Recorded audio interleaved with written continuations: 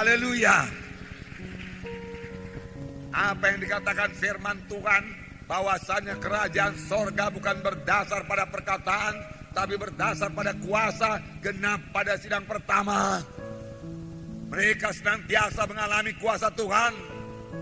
Doa mereka didengarkan Tuhan dan dijawab Tuhan. Mujizat adalah hal yang biasa pada sidang pertama. Biarlah ini juga merupakan hal yang biasa pada sidang pada akhir zaman ini. Amin, saudara. Biarlah kita merindukannya, biarlah kita memintanya.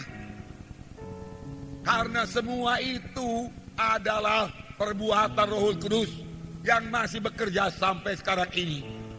Sungguh benar apa yang dikatakan oleh Tuhan Yesus sebelum dia naik ke sorga.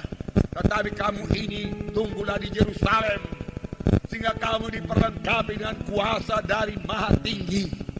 Dan murid-murid menunggu di Yerusalem, sampai betul-betul Roh Kudus turun ke atasnya. Dan pada waktu Roh Kudus turun ke atasnya, mereka sudah diperlengkapi dengan kuasa dari Maha Tinggi. Dan itu mengubahkan seluruh hidup mereka. Mengubahkan Petrus yang penakut jadi berani. Petrus yang tidak berhikmat jadi punya hikmat. Petrus yang lupakan janji Tuhan, sulit mengerti firman Tuhan, menjadi segera mengerti firman Tuhan dan menyaksikan firman Tuhan. Petrus berubah oleh Roh Kudus. Roh Kudus sangat luar biasa. Oh saudaraku, rindulah senantiasa dipenuhkan dengan Roh Kudus. Dan setelah dipenuhkan dengan Roh Kudus, biarlah saudara senantiasa bersekutu dengan Roh Kudus. Mohon pertolongan Roh Kudus, merasakan kehadiran Roh Kudus. Biarkanlah Roh Kudus memimpinkan saudara kepada segala kebenaran. Dengarkanlah suaranya, patuhilah pimpinannya, maka seluruh hidup saudara akan berubah dan diberkati Tuhan. Amin. Haleluya. Beri tepuk tangan pada Roh Kudus. Terima kasih Roh Kudus. Pada waktu pencurahan Roh Kudus pada hari Pentakosta, Petrus berkhotbah sedemikian rupa, sangat diurapi oleh Tuhan, sehingga jiwa-jiwa yang mendengar yang sangat terharu. Dan mereka bertanya, Tuhan, apa yang harus kami perbuat? Saudara yang kasih dalam nama Petrus berkhotbah dan berkata, hendaklah kamu bertobat dan memberi dirimu dibaptis dalam nama Yesus untuk ampunan dosamu, lalu kamu beroleh karunia Roh Kudus. Dan pada hari itu juga 3.000 orang bertobat dan 3.000 orang memberi diri dibaptis. Ini adalah pekerjaan Roh Kudus. Hal seperti ini harus kita rindukan lagi pada akhir zaman ini. Marilah miliki pikiran yang rohani, supaya kita melihat perkara-perkara rohani, merindukan perkara-perkara rohani, berdoa buat perkara-perkara rohani, mengejar perkara-perkara rohani. Lalu sekaliannya ditambahkan padamu, jangan sampai kita mengejar dunia ini, saudaraku, tetapi tidak mengejar perkara-perkara rohani. Maka dunia tidak dapat, rohani juga tidak dapat. Kalau kita dapat perkara rohani, dunia ditambahkan Tuhan kepada kita. Amin.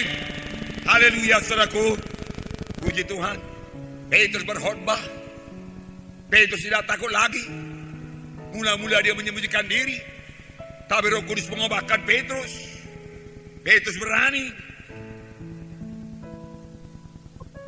Petrus berkhotbah. Dengan terus terang dia katakan, kamilah saksinya mengenai Yesus yang mati, tetapi Allah membangkitkan dia dari antara orang mati. Dalam hal itu kamilah saksinya. Dia berani buat Tuhan. Rindulah hal seperti ini jadi bagi saudara, jadi bagi kita, jadi bagi anak-anak Tuhan, dan memang harus jadi. Dan Tuhan memang mau membuatnya jadi sepanjang kita merindukannya. Amin, saudara. Lapar dan hauslah. Rindukan perkara-perkara rohani dalam hidup kita. Miliki pikiran-pikiran rohani yang memikirkan perkara-perkara rohani. Miliki. Tuhan, aku rindu perkara-perkara rohani, Tuhan. Aku rindu urapanmu bertambah-tambah, Tuhan, dalam hidupku, dalam pelayananku. Aku rindu Engkau mengurapi pemberitaanku. Aku rindu Engkau mengurapi kesaksianku.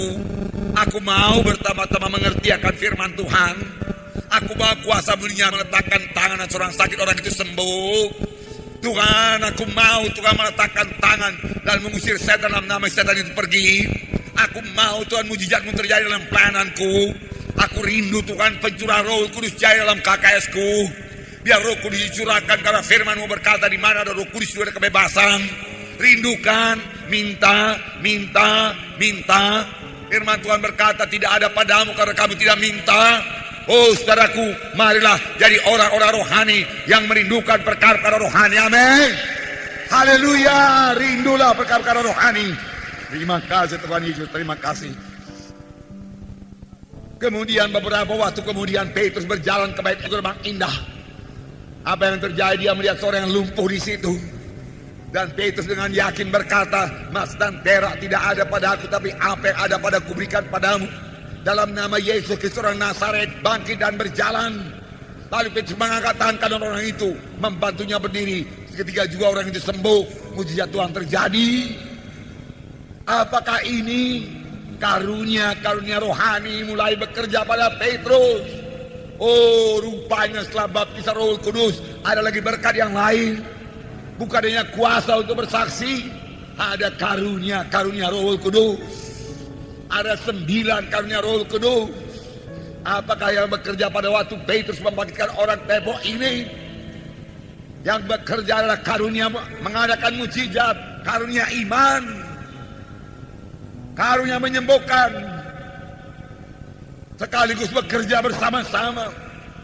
Kuasa Tuhan meledak. Dan orang ini segera sembuh, bangkit berdiri, melompat-lompat masuk dalam bait Allah, memuji dan membesarkan nama Tuhan. Gak semua orang heran, sangat luar biasa. Saudaraku yang kasih dalam nama Yesus, Petrus mengetahui apa yang dia miliki, apa yang ada padaku. Dia yakin ada kuasa padanya. Dia yakin karunia Tuhan bekerja dalam diri dia. Setelah dia dipenuhkan dengan Roh Kudus, Roh Kudus belum berhenti bekerja. Amin saudara. Biarlah Roh Kudus memenuhkan kita semuanya.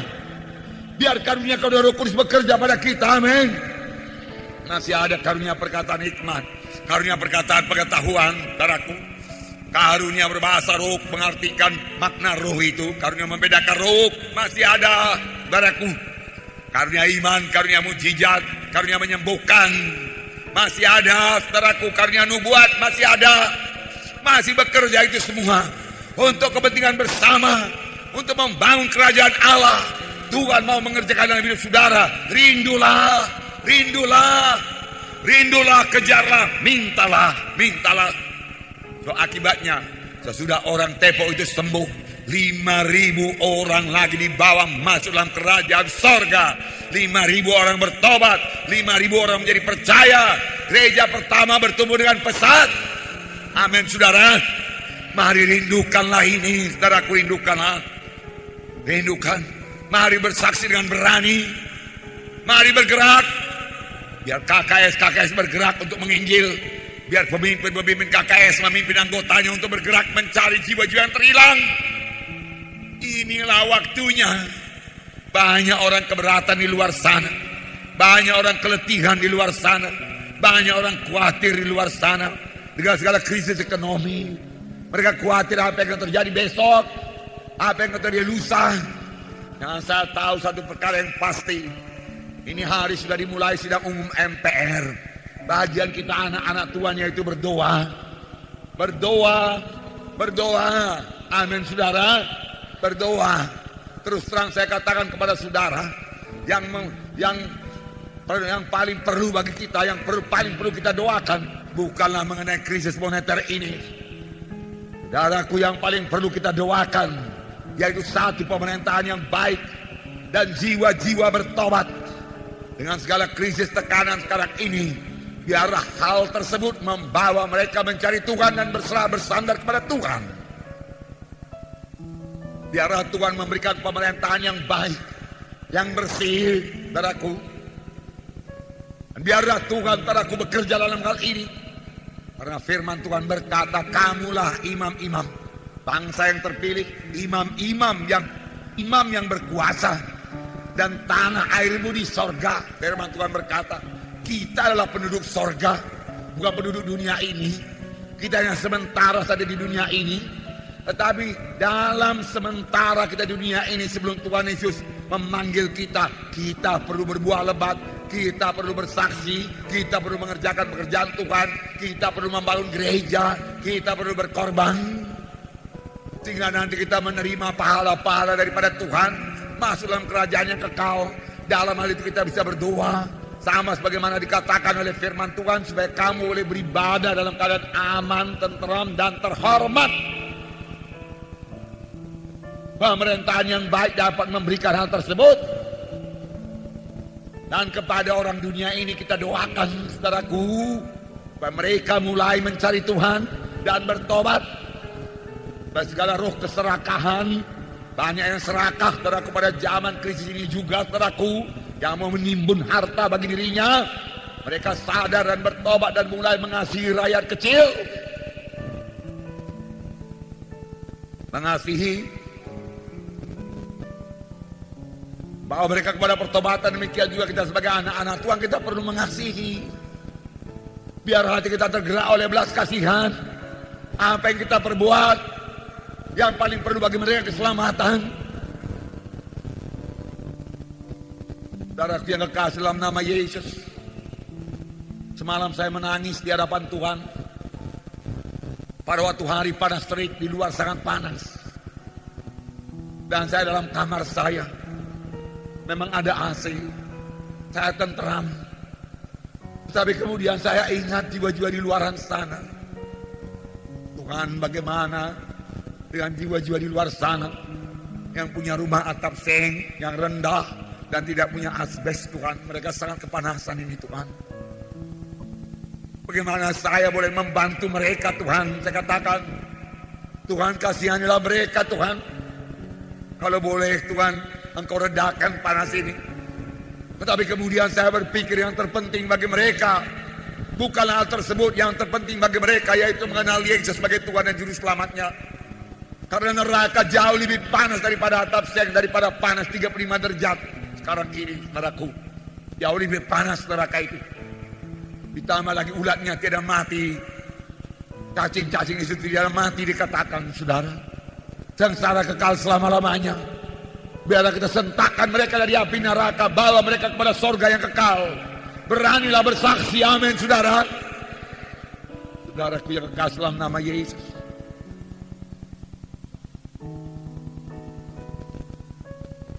Di rumah kami sendiri cukup beras, saudaraku. Saudara, cukuplah sembako itu, saudaraku. Tapi kemudian waktu makan, saudaraku, saya hampir menangis. Apakah semua orang-orang di luaran sana cukup ini semua, Tuhan? Saya katakan, tolonglah mereka, Tuhan, tolong mereka. Tetapi kemudian Roh Kudus menyadarkan saya lagi bahwasanya yang terpenting bagi mereka bukan sembako, bukan 9 bahan pokok. Tuhan mengingatkan apa yang dikatakan Petrus, apa yang ada padaku kuberikan padamu. Yang ada padaku lebih baik daripada uang. Petrus berkata, kalau uang bantuan kuberikan kepadamu, maka engkau akan tetap lumpuh. Engkau akan terus minta sedekah. Boleh jadi beberapa waktu engkau bisa libur tidak meminta sedekah karena uangmu masih cukup, karena aku berikan uang yang banyak. Tetapi nasibmu tidak juga berubah, engkau masih juga meminta sedekah. Petrus berkata, yang lebih baik daripada uang kuberikan padamu, yang lebih baik daripada beras aku berikan padamu, lebih baik daripada makanan aku berikan padamu, lebih baik daripada pakaian aku berikan padamu. Dalam nama Yesus Kristus bangkit dan berjalan. Petrus memberikan kuasa Tuhan, Petrus memberikan firman Tuhan. Demi nama Yesus Kristus, Yesus Kristus Juru Selamatmu, itu yang perlu bagimu. Tidak salah menolong orang dengan sembako, saudara, tidak salah. 9 bahan pokok, tidak salah. Tuhan suka. Tapi itu bukan jawaban yang terutama. Jawaban yang terutama keselamatan jiwa. Kalau memang saudara pikir itu jalannya kepada orang yang belum bertobat supaya dia mau mendengarkan Injil, silahkan saja. Mana pimpinan Roh Kudus yang baik pada saudara. Tapi yang paling penting adalah keselamatan jiwa. Amin, saudara. Puji Tuhan. Dan kita sebagai anak-anak Tuhan ini, saudaraku, kita adalah anggota tubuh Kristus, amin. Kita anggota tubuh Kristus, kita bersaudara dalam Tuhan. Kami mengasihi saudara-saudara sekalian, saudaraku, saudara-saudara jangan sampai kekurangan makanan. Kalau kami tidak kekurangan makanan, saudaraku, kami mau menolong saudara. Ya dalam hal itu saudara sedikit pun tidak perlu khawatir. Apalagi jumlah kita anak-anak Tuhan begitu banyak, 7.000 lebih sekarang ini, saudaraku. Dengan 700 lebih KKS, saudaraku, tidak ada yang perlu dikhawatirkan karena kita bersaudara dalam Tuhan. Oleh sebab itu jangan khawatir, saudaraku. Oleh sebab itu doa kita juga biarlah doa yang rohani, doa yang rindu akan kuasa Tuhan, doa yang rindu akan jiwa-jiwa selamat. Jangan kita tenggelam dalam persoalan kita sendiri. Bagaimana nanti hidupku, bagaimana anakku, bagaimana uang sekolah anakku. Saudaraku, saya katakan kepada saudara, semua anak-anak dalam gereja Kemenangan Iman Indonesia ini akan makan cukup, pakaian cukup, saudaraku, dan bisa sekolah dengan baik dalam nama Yesus, saudaraku. Amin, saudaraku. Kalaupun ada kesulitan dalam hal-hal tersebut, bersama-sama kita semua boleh bersegati menanggulanginya. Karena Tuhan telah begitu berikan, begini banyak kita ini bersaudara dalam Tuhan dan saling mengasihi. Bersatu kita di sini, bersatu di sorga. Pantas kita di sini saling tolong menolong. Saudara, jangan segan-segan mohon pertolongan. Amin, saudaraku. Ceritakan kepada pemimpin KKS saudara. Nah, rumah kami senantiasa terbuka siang dan malam, saudaraku, untuk menolong saudara. Amin, saudara. Haleluya. Puji Tuhan.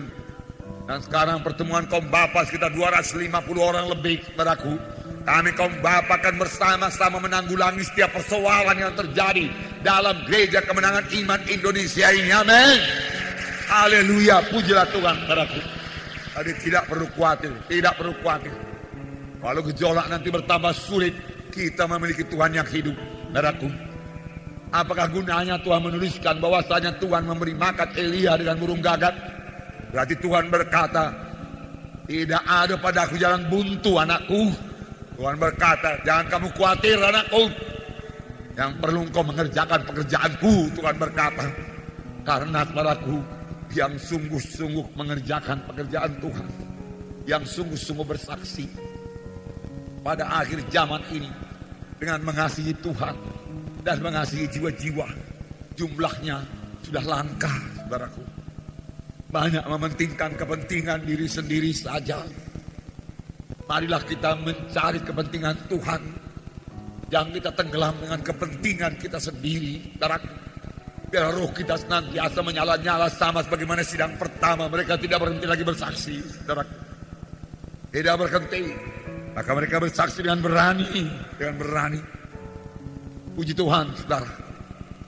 Kita membaca Kisah Rasul pasal 4 ayat 1 sampai 22.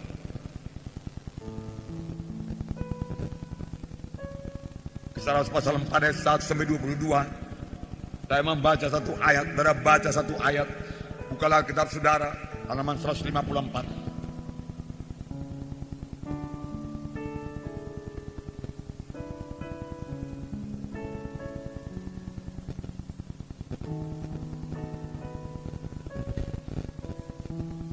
Saya mulai membaca.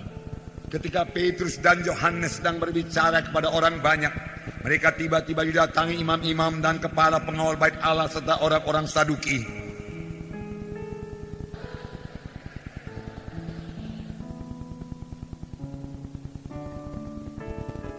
Mereka ditangkap dan diserahkan ke dalam tahanan sampai keesokan harinya karena hari telah malam.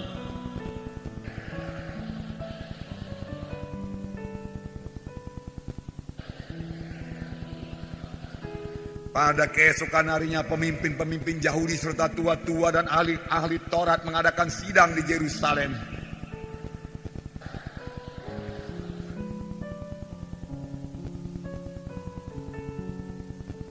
Lalu Petrus dan Yohanes dihadapkan kepada sidang itu dan mulai diperiksa dengan pertanyaan ini.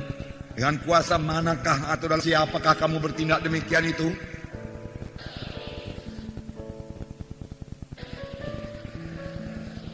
Jika kami sekarang harus diperiksa karena suatu kebajikan kepada orang sakit dan harus menerangkan dengan kuasa manakah orang itu disembuhkan,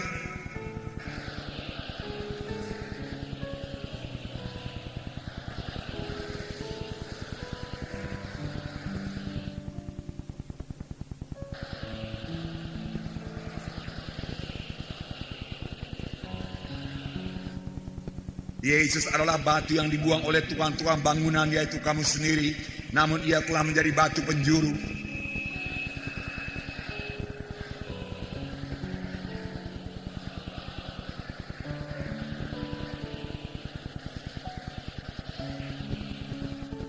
Ketika sidang itu melihat keberanian Petrus dan Yohanes dan mengetahui bahwa keduanya orang biasa yang tidak terpelajar, heranlah mereka dan mereka mengenal keduanya sebagai pengikut Yesus.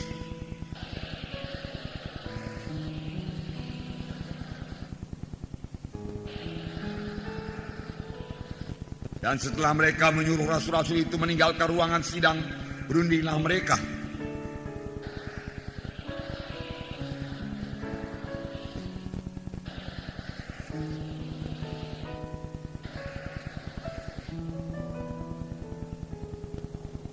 Tetapi supaya hal itu jangan makin luas tersiar di antara orang banyak, baiklah kita mengancam dan melarang mereka, supaya mereka jangan berbicara lagi dengan siapapun dalam nama itu.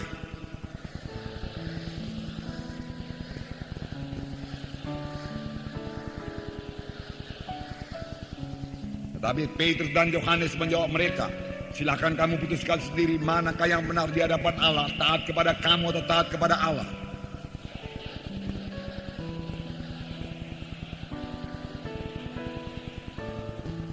Mereka semakin keras mengancam rasul-rasul itu, tetapi akhirnya melepaskan mereka juga, sebab sidang tidak melihat jalan untuk menghukum mereka, karena takut akan orang banyak yang memuliakan nama Allah berhubung dengan apa yang telah terjadi.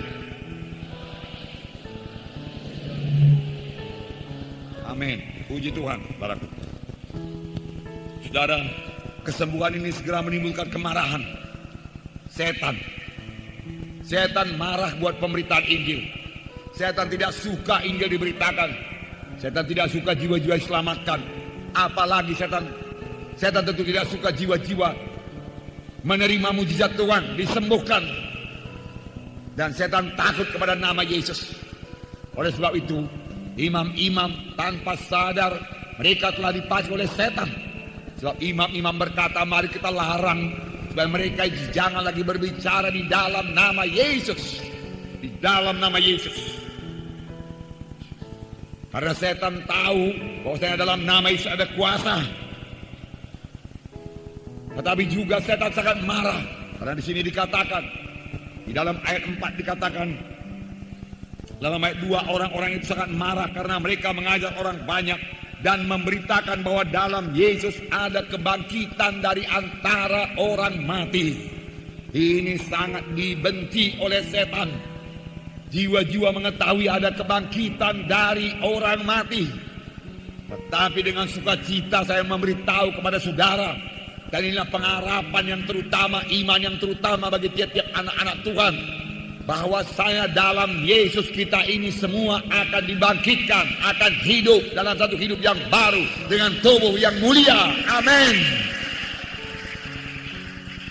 Itu sebabnya kematian tidak menakutkan gereja pertama. Stefanus dilempar dengan batu, ampunilah mereka Tuhan. Memang aku sekarang ke sorga Tuhan, tubuhku akan dikuburkan, tapi jiwa rohku sudah di sorga. Dan kelak tubuhku engkau bangkitkan dengan tubuh yang mulia. Haleluya Tuhan, dia katakan. Ampuni mereka itu. Engkau hanya izinkan aku melayani sampai di sini, aku bersyukur. Aku sudah selamat, dia katakan. Puji Tuhan. Saudaraku, mengenai kebangkitan orang mati berkali-kali terang ke dalam Alkitab. Saya tidak bisa baca ayat demi ayat begitu banyak. Dalam 1 Korintus 15 ayat 22, sedikit saya bacakan kepada saudara. 1 Korintus 15 ayat 22 saya bacakan. Ayat 22. Karena sama seperti semua orang mati dalam persekutuan dengan Adam, demikian pula semua orang akan dihidupkan kembali. Akan dihidupkan kembali dalam persekutuan dengan Kristus. Amin. Dalam Yesus kita lahir baru, dilahirkan kembali. Kemudian setelah kita mati, kita akan dihidupkan kembali. Amin. Dan tubuh kita akan dibangkitkan Tuhan dari kematian, dari tanah, dan diubahkan Tuhan menjadi tubuh yang mulia. Amin. Luar biasa dalam Tuhan. Kita akan saling mengenal di sorga. Tapi saya yakin tubuh kita akan sangat mulia. Sekarang ini tubuh saya belum mulia, tubuh saudara belum mulia. Tetapi saya dapat mengatakan kepada saudara, tubuh kita ini lebih daripada tubuh orang dunia ini. Mengapa, saudaraku? Karena tubuh kita ini sudah menjadi rumah Roh Kudus. Roh Kudus tinggal dalam saya.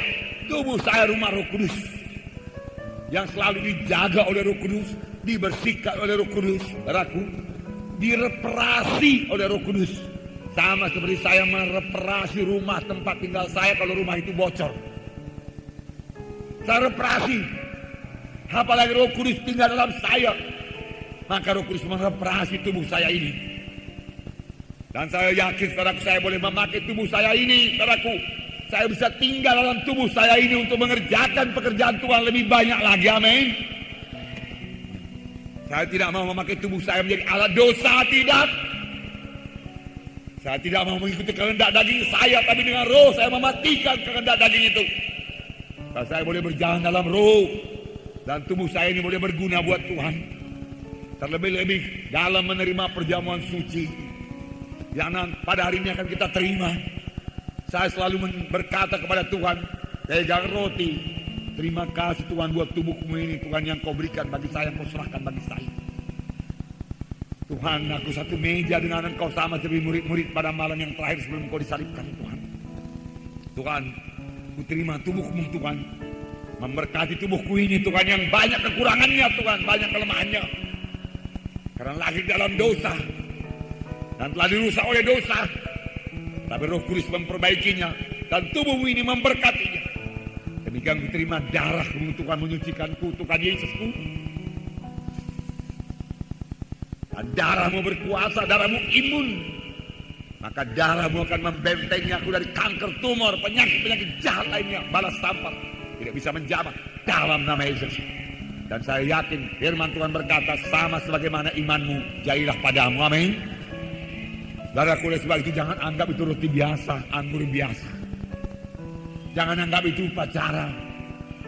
Tiap-tiap perjamuan suci pada satu meja dengan Yesus. Biarlah kita semua menjadi alat kebenaran. Bukan lagi alat dosa, bukan lagi alat setan, bukan lagi alat pergunjingan. Bukan. Tapi tiap-tiap perkataan kita meneguhkan orang lain, membangunkan orang lain. Meneguhkan imannya kalau dia lemah. Dan ucapan kita berupa kesaksian, memberitakan berita-berita tentang Yesus. Kamulah bangsa yang terpilih, imam yang memerajani. Hendaklah kamu tidak berhenti memberitakan perbuatan-perbuatan yang besar dari Dia, perbuatan-perbuatan yang besar dari Yesus. Amin, saudara. Oh, puji Tuhan. Itu kehendak Tuhan. Dan 1 Korintus 15 juga lebih jelas, ayat 51 mulai. Saya bacakan kepada saudara. Sesungguhnya aku menyatakan kepadamu suatu rahasia. Kita tidak akan mati semuanya, tetapi kita semuanya akan diubah dalam sekejap mata, pada waktu bunyi nafir yang terakhir. Sebab nafir akan berbunyi, dan orang-orang mati akan dibangkitkan dalam keadaan yang tidak dapat binasa, dan kita semua akan dirubah. Karena yang dapat binasa ini akan mengenakan yang tidak dapat binasa, dan yang dapat mati ini akan mengenakan yang tidak dapat mati. Itu tubuh yang mulia. Paulus berkata, dia berharap Yesus akan datang pada zamannya. Tidak semua kita ini mati, dia katakan. Tapi Yesus cepat datang, dan kita akan naik ke surga, kita akan dirubah. Saudaraku, ini akan terjadi. Ini bisa terjadi pada zaman kita ini. Amin. Bisa terjadi. Saya katakanlah Yesus datang 20 tahun lagi. Yang saya yakin tidak sampai pun 20 tahun lagi, saudaraku. Tidak sampai itu 20 tahun lagi. Melihat tanda-tanda akhir zaman seperti ini, gejolak laut menderu mendesah. Saudara, kejahatan bertambah-tambah, mementingkan diri sendiri, tamak akan uang, merupakan diri sebagai orang beribadah, tapi menolak kuasa ibadah itu dan lain sebagainya. Saudaraku, ini sudah akhir zaman. Kejahatan di mana-mana. Kejahatan di mana-mana. Saudaraku, saya mendengar bahwasanya anak-anak sekolah SMP, saudaraku, bisa mencongkel platina dari mobil dan menjualnya. Saudaraku, gimana itu, saudaraku, anak SMP ke sekolah bawa obeng, bawa tang, saudaraku, kan bisa dia congkel tuh spare part mobil, saudaraku, dan kemudian menjualnya, saudaraku, anak SMP. Dan anak-anak SMP, saudaraku, apa kerjanya? Taruhan.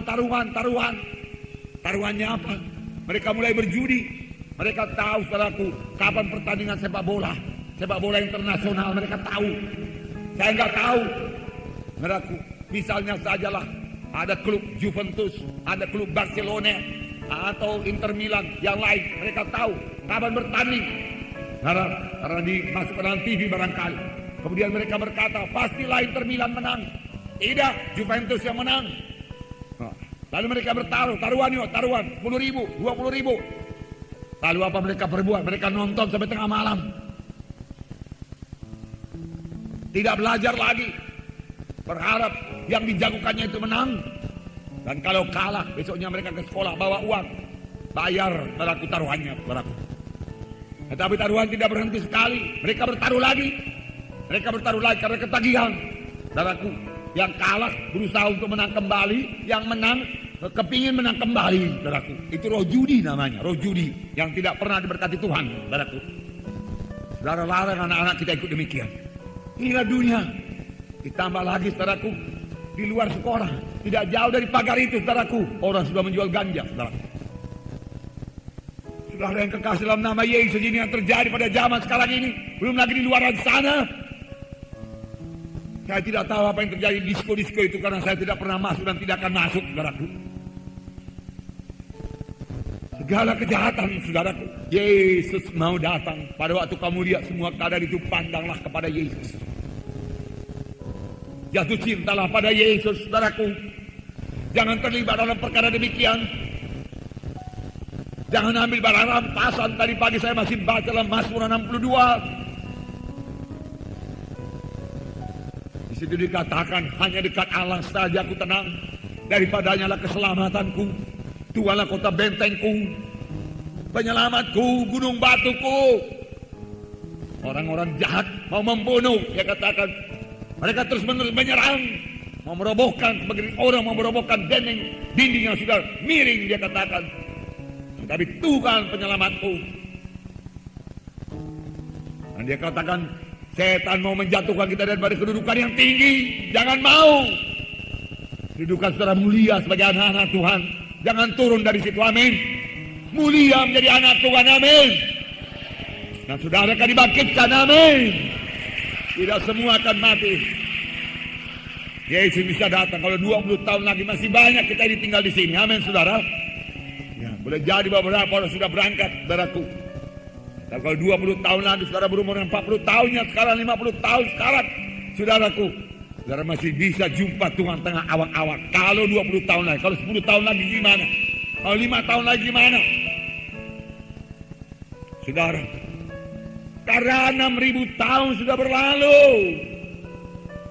Dari zaman Adam sampai ke zaman Yesus, saudaraku, 4.000 tahun. Dari zaman Yesus sampai sekarang ini 1998. Tinggal 2 tahun lagi, tahun 2000. Masuk tahun Sabat kerajaan 1000 tahun. Apakah tandanya, Tuhan? Kalau kamu lihat pohon ara mulai bertunas, kamu tahu musim panas sudah hampir. Dan bangsa ini, dia katakan, yang melihat tanda itu tidak akan binasa sebelum segala sesuatu jadi. Apakah itu? Bangsa ini tidak binasa, bangsa apa? Apakah yang bertunas itu? Bangsa Israel menyatakan kemerdekaannya tahun 47. Tahun 47. Dan generasi yang melihat, saudaraku, bangsa Israel itu merdeka tahun 47 tidak akan binasa sebelum terjadi segala sesuatu. Satu generasi berapa? Berapa umur orang? Saudaraku, 50 tahun, 60 tahun. Tambahkan tahun 1947 tambah 60 tahun berapa? 2007. Kalau satu generasi cuma 50 tahun, tahun berapa? Tahun 1997. Saudaraku, boleh jadi, saudaraku, tambah 5 tahun, 6 tahun, saudaraku, itulah dia, saudaraku.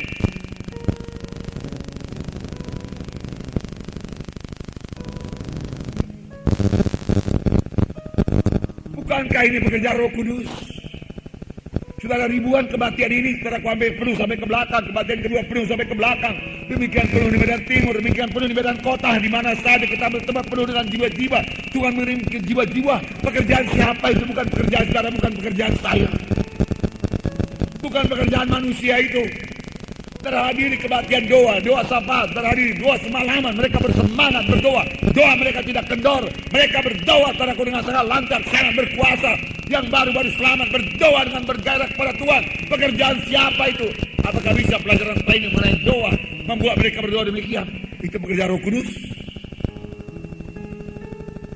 Anak-anak muda bisa mencucurkan air mata buat jiwa-jiwa yang terhilang. Pekerjaan siapa itu? Itu pekerjaan Roh Kudus. Sadarilah, saudaraku. Oh, jangan Tuhan sekarang membentuk pengantinnya, saudaraku, karena Tuhan mau datang kedua kali dengan segeranya.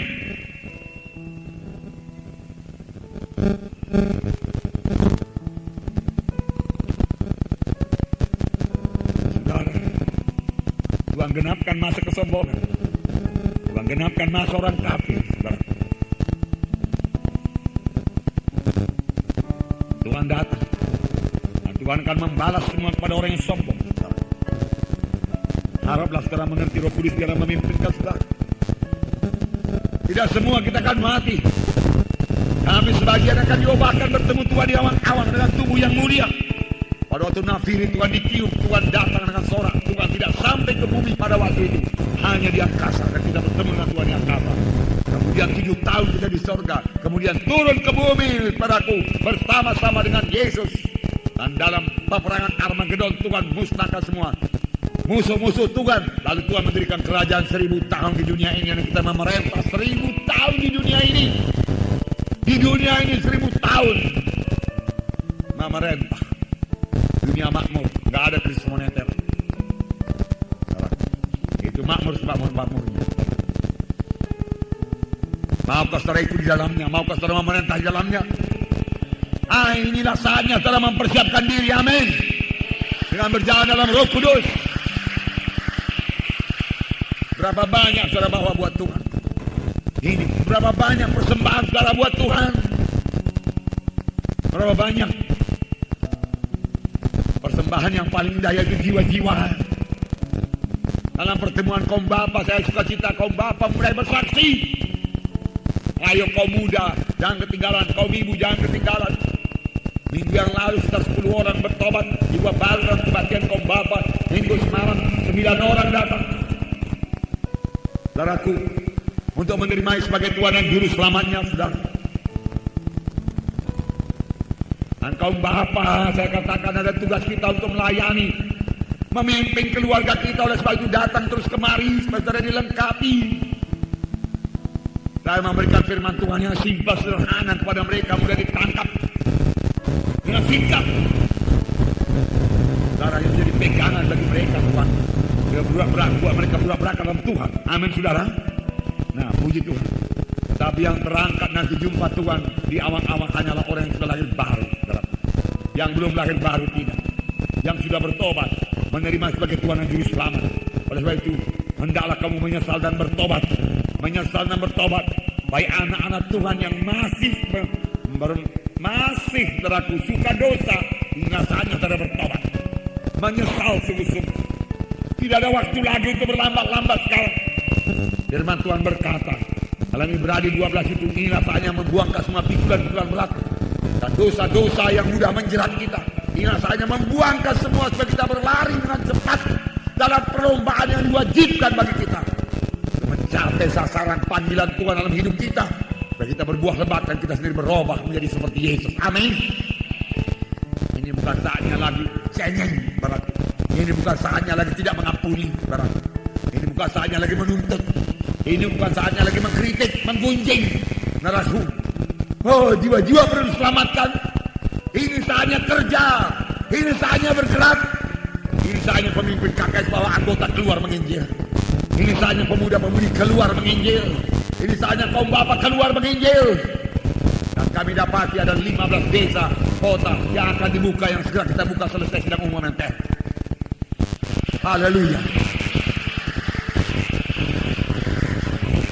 Dan selama sidang umum MTR memang kita bisa juga menginjil, para kegiatan agama tidak dilarang. saudara. Tetapi biarlah kita tunggu saja karena hanya tinggal 11 hari 10 hari lagi, saudara. Namun untuk KKS, kebaktian doa semalaman, saudaraku, tidak ada larangan apapun. Kebaktian kaum bapak, kebaktian kaum ibu, muda-mudi, jalan terus. Amin, saudara. Haleluya. Karena tidak dilarang oleh pemerintah. Hanya pertemuan-pertemuan politik yang dilarang. Dan gereja tidak berpolitik. Amin, saudara. Ya. Sebab doa lebih berkuasa dari politik. Amin. Tuhan yang mendengarkan doa. Haleluya. Aniaya datang. Kita lihat tadi di sini, Paulus ditangkap. Maaf, Petrus ditangkap. Harap gereja yang masih muda, baru beberapa bulan, barangkali belum sebulan, Petrus Yohanes ditangkap. Setan gak senang ada mujizat. Tangkap. Dan mulai diadili. Dengan kuasa mana atau dalam nama siapa kamu berbuat ini? Yang mengadili siapa? Perhatikan. Yang mengadili orang kafir, orang-orang yang belum punya peradaban. Seperti ada cerita-cerita misionaris dulu ke Afrika sana. Bahkan kerap kali orang-orang yang belum beradab demikian menerima peraku penginjil. Hanya tanah Batak yang kurang menerima, karena mereka sempat membunuh Lima dan Munson. Tapi kemudian akhirnya, saudaraku, Nomensen datang, mereka terima juga bagian. Saudaraku, banyak kamu menerima sehingga orang Batak selamat. Darah Lima Munson dicurahkan buat orang Batak. Orang Batak istimewa di hadapan Tuhan. Oleh itu orang Batak, saudaraku, mesti selamat. Familinya mesti selamat. Dan mesti, saudaraku, bersedia menggantikan tempat Lima Munson kalau perlu. Paling tidak dia harus menginjil.